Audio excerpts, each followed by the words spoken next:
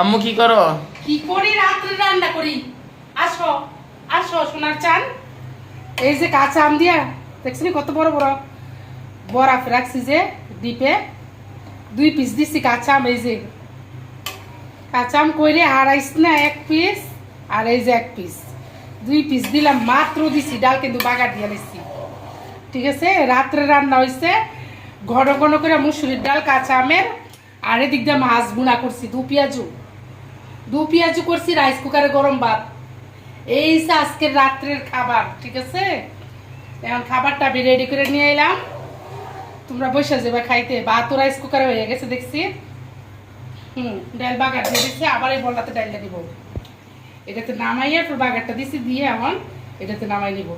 কাঁচা আমের ডাল খুব পছন্দ করে তোমার আব্বু, আর এইভাবে দু পেঁয়াজু মাছের, ঠিক আছে। যাও খাইতে বসে যাও।